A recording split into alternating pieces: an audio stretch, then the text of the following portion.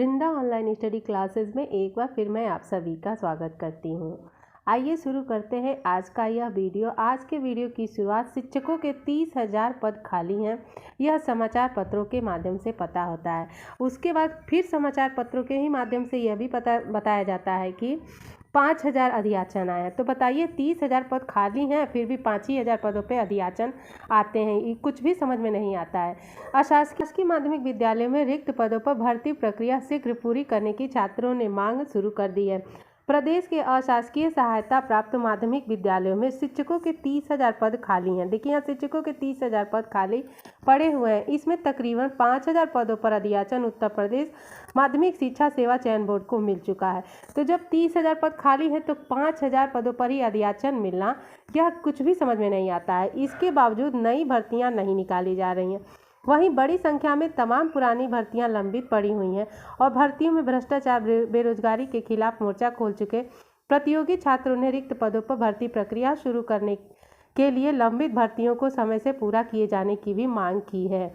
प्रतियोगी छात्र संघर्ष समिति की ओर से सोशल मीडिया पर जारी किए गए मांग पत्र में शिक्षकों के रिक्त पदों पर भर्ती की मांग किए जाने के साथ ही कई अन्य मुद्दों पर चयन बोर्ड को घेरा गया है। छात्र चाहते हैं कि पूर्व में जो लंबित सभी भर्तियों को 90 दिन के अंदर पूरा कर लिया जाए और इसमें प्रधानाचार्य भर्ती 2013 भी शामिल है, जिसके लिए इंटरव्यू की प्रक्रिया अभी पूरी नहीं हुई है।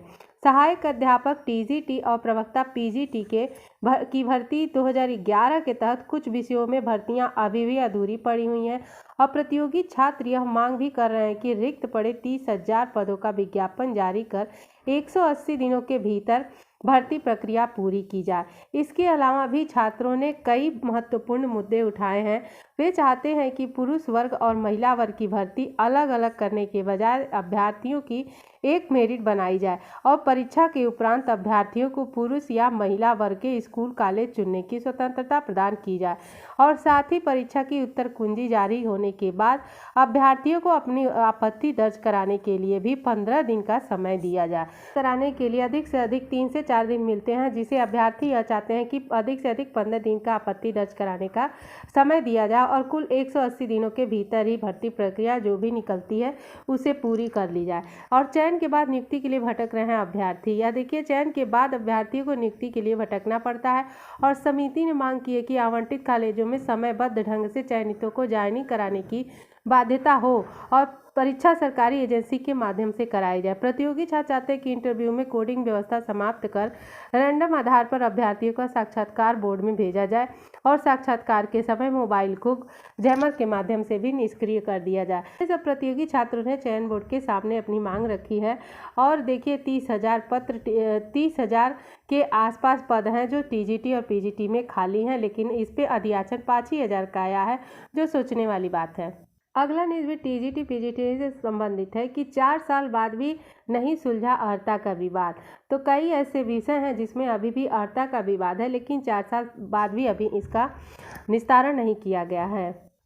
यूपी बोर्ड ने अगस्त 2018 में भेजा था प्रस्ताव और शासन में लंबित है शिक्षक भर्ती की अर्हता का मामला। प्रदेश की सहायता प्राप्त माध्यमिक स्कूलों में प्रशिक्षित स्नातक टीजीटी और प्रवक्ता पीजीटी शिक्षकों की चयन अर्हता का विवाद 4 साल बाद में भी नहीं सुलझ सका है। 4 साल बहुत होते हैं किसी भी विवाद को सुलझाने के लिए, लेकिन देखिए ये जो अधिकारी बैठे हैं कोई भी काम नहीं करना चाहते हैं और सिर्फ लेट लतीफ़ी, इसमें नुकसान छात्रों अभ्यर्थियों का होता है जो ओवर एज होते जाते हैं। यूपी बोर्ड ने अगस्त 2018 में शासन को नियमावली में संशोधन का प्रस्ताव भेजा, जिसे आज तक मंजूरी नहीं मिल सका है। तो देखिए 2018 में ही यूपी बोर्ड ने शासन को प्रस्ताव भेजा, लेकिन अभी तक शासन के पास फुर्सत नहीं थी कि इस मामले का निस्तारण कर सके। देखिए यहाँ पे दिया है कि 100 साल पुराने उत्तर प्रदेश इंटरमीडिएट एक्ट के आधार पर भर्ती होने पर विवाद तय है। तो जो 100 साल पहले बना हुआ था नियमावली, उसी के आधार पर अभी भी टीजीटी पीजीटी का जो होती है।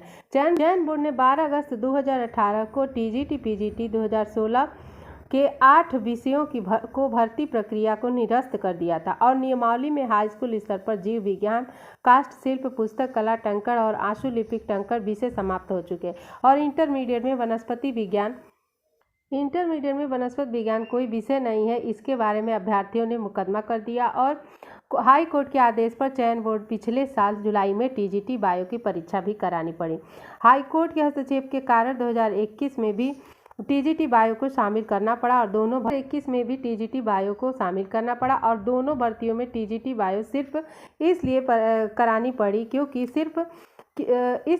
पड़ी क्योंकि नियमावली संशोधित नहीं था। और अब यदि नई भर्ती का विज्ञापन निकलता है तो उसमें भी नियमावली संशोधन नहीं होता है तो विवाद फिर से होना तय है। तो इस तरह से 4 सालों से जो भी कुछ विषय हैं जिसमें अर्हता संबंधी विवाद है और उसका निस्तारण अभी भी शासन स्तर पर नहीं किया जा चुका है और नई भर्ती आएगी तब भी वह इसी तरह से कोर्ट कचहरी में ही जाएगी। अगला जूनियर एडेड अध्यापक भर्ती परीक्षा का मामला है जिसमें सरकार से मांगी गई है जानकारी कोर्ट के द्वारा। कोर्ट ने पूछा है कि क्यों नहीं जांची गई है अभ्यर्थियों की ओएमआर सीट।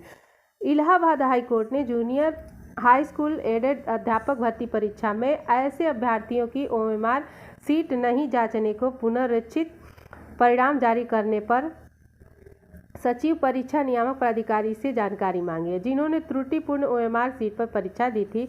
इस मामले को लेकर नीरज कुमार यादव सहित कुल 47 अभ्यर्थी अदालत की शरण में गए हैं और मामले की जो सुनवाई कर रहे हैं न्यायमूर्ति राजीव जोशी ने सचिव को 3 सप्ताह में जानकारी देने के लिए कहा है और इस मामले में अभ्यर्थियों की ओर से दाखिल प्रत्यावेदन पर क्या निर्णय लिया गया है। तो यहाँ पे हाई कोर्ट से मांगा गया है जवाब परीक्षा नियामक सचिव से। याचिकाकर्ता का पक्ष रख रहे अधिवक्ता आशुतोष कुमार तिवारी का कहना था कि UP junior added high school परीक्षा 21 का परिणाम 15 नवंबर को 2021 को जारी किया गया, मगर परीक्षा का संशोधित जो परिणाम आज तक जारी नहीं किया है। तो परीक्षा का संशोधित परिणाम अभी तक नहीं जारी किया है। याचिकाकर्ता ने अपनी ओएमआर सीट के मूल्यांकन को लेकर भी प्रत्यावेदन दिया था, मगर उस पर भी अभी तक कोई कार्रवाई उस पर भी अब तक कोई निर्णय नहीं लिया गया है। अधिवक्ता का कहना है कि याचिकाकर्ता को जो एमआर सीट दी गई थी वह त्रुटिपूर्ण थी। इस मामले में कक्ष निरीक्षकों की ओर से भी कोई सहायता नहीं की गई, का मूल्यांकन नहीं हुआ। तो इसमें आप बताइए कि छात्रों की कहाँ गलती है। जो कक्ष निरीक्षक होते हैं उन्हें तो इसीलिए रखा गया है कि छोटी मोटी जो भी आपकी दिक्कतें हैं उन्हें कक्ष निरीक्षक द्वारा दूर किया जाए, लेकिन वो नहीं दूर किया और उल्टा ही उन्हें गलत राय भी दी है। इस संबंध में दिए गए प्रत्यावेदन का अब तक निस्तारण नहीं हुआ है। प्रदेश सरकार के अधिवक्ता ने कोर्ट में इस मामले की जानकारी प्राप्त करने के लिए 6 सप्ताह का समय मांगा है। इस पर अदालत ने पूछा कि अगली सुनवाई पर इस बात की जानकारी दी जाए कि क्या कोई पुनरीक्षित परीक्षा परिणाम जारी किया गया है और याचिकाकर्ता की ओएमआर सीट के मूल्यांकन को लेकर क्या निर्णय लिया गया है।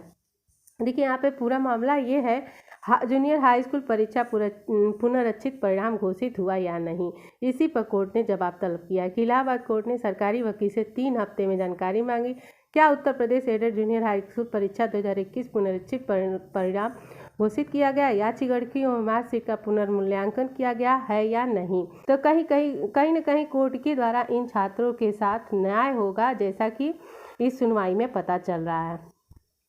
दोस्तों, इसी के साथ हमारा यह आज का वीडियो समाप्त होता है। वीडियो आपको कैसा लगा कमेंट करके जरूर बताइए और हमारे चैनल को अभी तक सब्सक्राइब नहीं किया तो जरूर सब्सक्राइब करिए शिक्षा जगत से जुड़ी हुई तमाम इम्पॉर्टेंट नोटिफिकेशन को पाने के लिए।